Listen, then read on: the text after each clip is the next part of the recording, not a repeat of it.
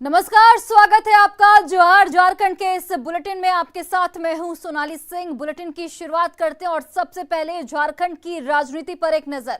मांडर विधानसभा seat पर हो रहे उपचुनाव में कांग्रेस उम्मीदवार शिल्पी नेहा तिर्की ने नामांकन कर दिया है। गठबंधन की उम्मीदवार शिल्पी नेहा तिर्की के नामांकन में मुख्यमंत्री हेमंत सोरेन सहित कांग्रेस कोटे के सभी मंत्री और विधायक शामिल हुए। नामांकन के बाद कांग्रेस उम्मीदवार ने मांडर की जनता से बेटी को सहयोग करने और पिता के खिलाफ की गई कार्रवाई को जीत से जवाब देने का आह्वान किया। रिपोर्ट देखिए।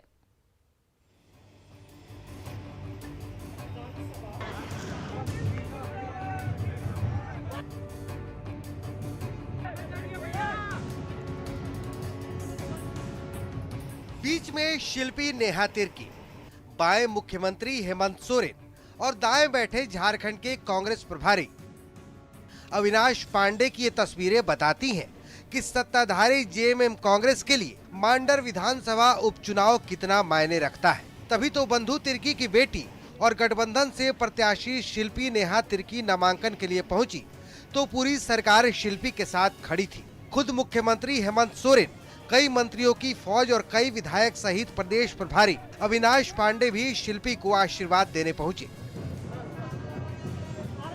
दिग्गजों की मौजूदगी में रांची कलेक्ट्रेट में नामांकन के बाद शिल्पी ने चुनाव जीतकर अपने पिता को न्याय दिलाने का भरोसा दिलाया।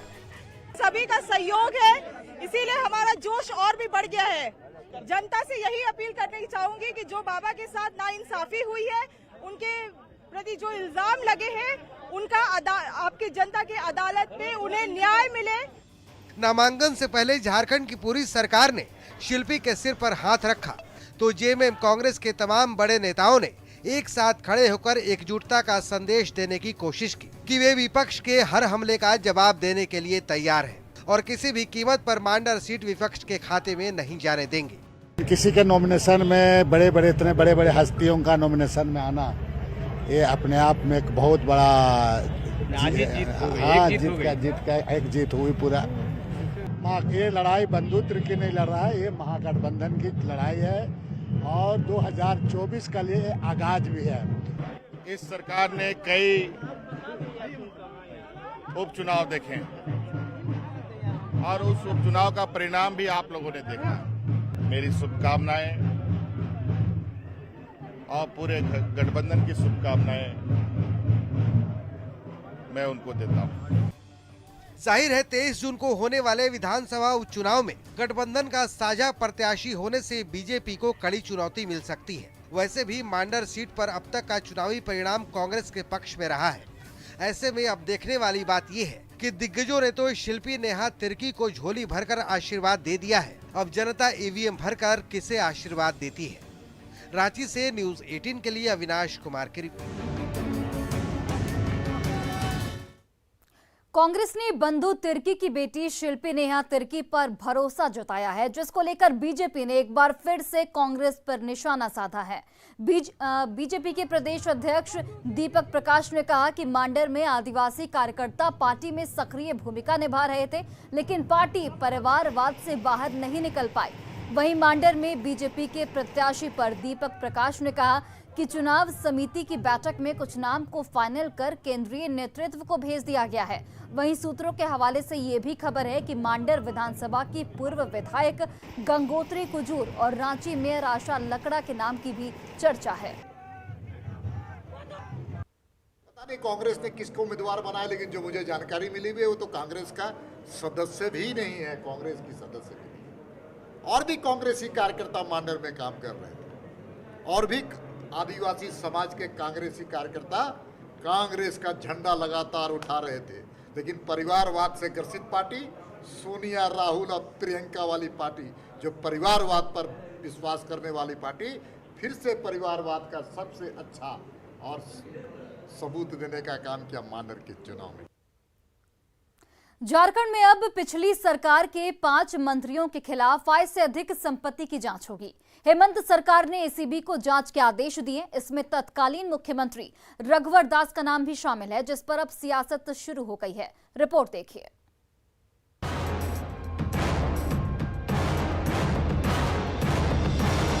झारखंड में हेमंत सोरेन के अफसरों पर ईडी का शिकंजा कसता जा रहा है। खुद हेमंत सोरेन कई मुश्किलों से गुजर रहे हैं। ऐसे में हेमंत सरकार ने बीजेपी के खिलाफ बड़ा आदेश दिया है। अब रघुवर दास के कार्यकाल के 5 मंत्रियों की आय से अधिक संपत्ति मामले की एसीबी से जांच होगी। जांच के दायरे में तत्कालीन मुख्यमंत्री रघुवर दास, तत्कालीन मंत्री नीरा यादव, तत्कालीन मंत्री नीलकंठ सिंह मुंडा, तत्कालीन मंत्री अमर बावरी, तत्कालीन मंत्री रणधीर सिंह हैं। वहीं इस पूरे मामले पर अब आरोप प्रत्यारोप का दौर भी शुरू हो गया है। बीजेपी नेता बाबूलाल मरांडी की दलील है कि जब बत्ती बुझने लगती है तो फड़फड़ाने लगती है। जब बत्ती बुझने लगता है, तेल समाप्त होता है, उस समय अधिक भड़क लगता है। तो आज वही हालत है राज्य के मुख्यमंत्री। ये क्या बदले की उस बारे में मैं नहीं कहूँगा कि बदले की। हमने कहा कि भाई सरकार है, वो जहाँ जांच करना करे। वहीं जेएमएम पिछली सरकार के खिलाफ जारी जांच के आदेश को सही ठहरा रहा है। जेएमएम केंद्रीय महासचिव विनोद पांडे की दलील है कि सांच को आंच क्यों? में सच्चाई है, आपने ये काम नहीं किया है तो आखिर क्यों इतनी घबराहट है? सांच को आंच क्या है? आप जांच होने दें, जांच में सभी चीजें स्पष्ट हो जाएंगी। झारखंड में एक ओर सरकार ईडी से लेकर चुनाव आयोग के सवालों का जवाब दे रही है, तो दूसरी ओर अब बीजेपी के 5 पूर्व मंत्रियों के खिलाफ आय से अधिक संपत्ति की जांच होगी। दुमका से नितेश कुमार और रांची से अविनाश कुमार की रिपोर्ट, न्यूज़ 18। और जिस काले हीरे से धनबाद की पहचान है, अब वही कोयला धनबाद के लोगों के लिए जानलेवा हो गया है। धनबाद की धरती को कोयला चोर खोखला कर रहे हैं और कोई देखने सुनने वाला नहीं है। न्यूज़ 18 की टीम पहली बार उस दुर्गम अवैध कोयला खनन माइंस में उतरी, जिसके ऊपर करीब 50,000 की घनी आबादी बसी हुई है। रिपोर्ट दिखाते हैं आपको।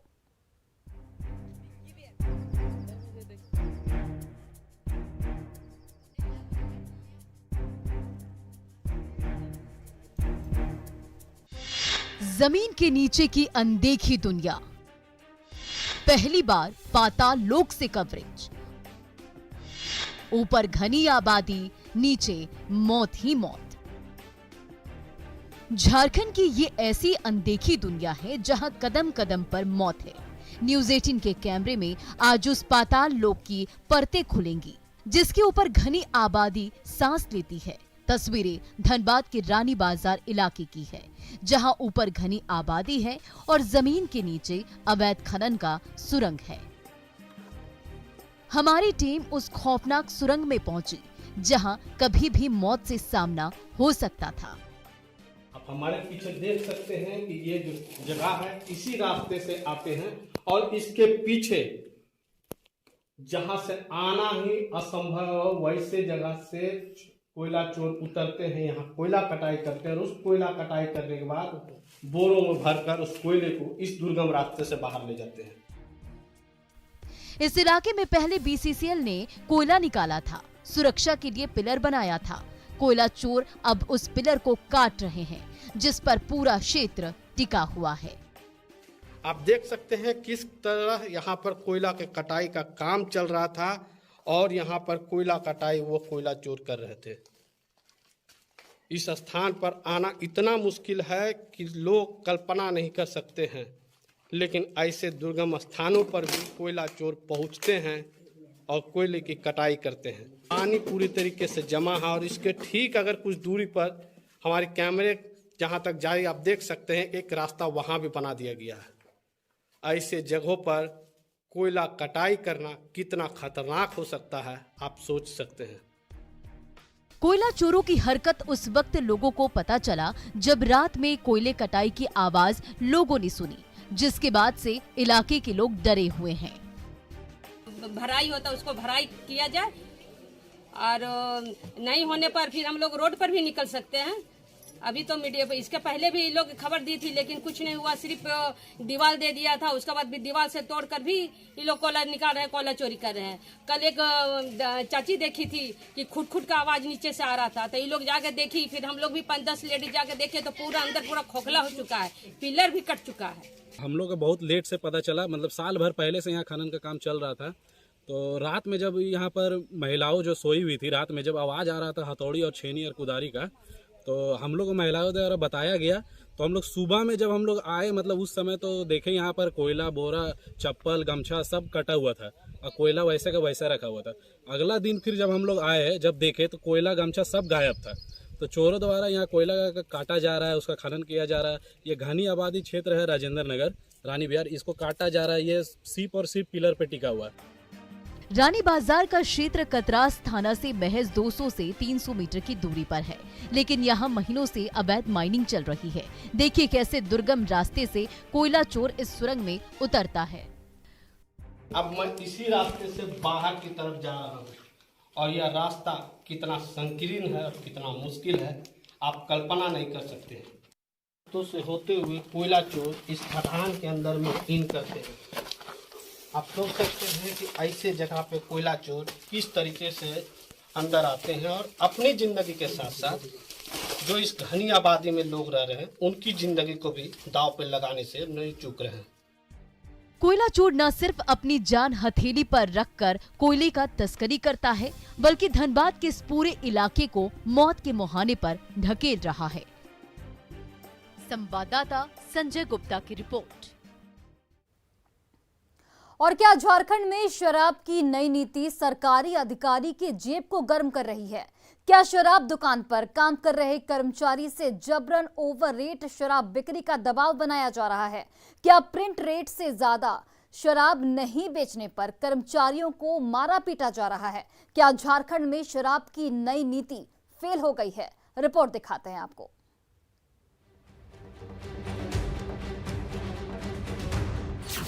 झारखंड में शराब की दुकान से उगाही का नया फरमान। प्रिंट रेट से ज्यादा पर शराब नहीं बेचोगे तो पिटोगे। ये है देवघर के दर्दमारा की शराब की दुकान में काम करने वाले रंजीत कुमार। हाथों पर चोट के निशान, जुबान पर दर्द और आंखों में डर। रंजीत की बेरहमी से पिटाई की गई है। कसूर बस इतना था कि रंजीत ने प्रिंट रेट से ज्यादा पर शराब बेचने से मना कर दिया था। रंजीत शराब दुकान की कमाई उत्पाद कार्यालय में जमा करने पहुंचे, लेकिन इससे पहले रंजीत की बगावत से बौखलाए उत्पाद दफ्तर के कर्मचारियों ने बंधक बनाकर पिटाई कर दी। हम लोग काम कर रहे थे, तो उसके बाद क्या हुआ कि मतलब जो कर्मचारी है यहाँ के, मतलब ठीक है कंपनी के फील्ड ऑफिसर, 3-4 को फील्ड ऑफिसर, सबका रिकॉर्डिंग है। सब जाके दुकानों बता कि भाई तुम ओवररेट करो और नहीं करोगे तुमको जेल कर देंगे। मैं क्या कल हम बयान देता, हाईलाइट जैसे हुए तो आज ही मारा हमको कांग्रेस जबरदस्ती मारा कांग्रेस कुमार। हाँ, उत्पाद विभाग के अवर निरीक्षक कांग्रेस कुमार पर मारपीट का आरोप लगा है। देवघर डीसी को भी पूरे मामले की खबर है। इसके संबंध में हमको भी पत्रिका के बारे में सूचना मिला है और उत्पाद अधीक्षक से प्रतिवेदन मांगे। वहीं देवघर के युवाओं में इस पूरे प्रकरण को लेकर आक्रोश है।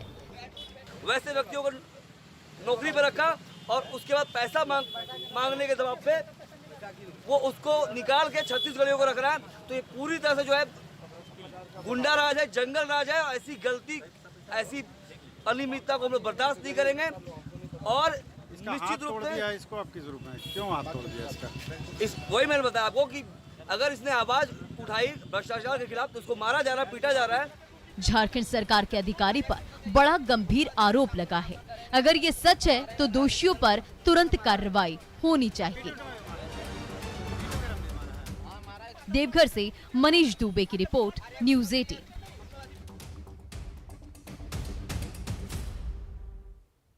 और चलिए अब देखते हैं झारखंड 20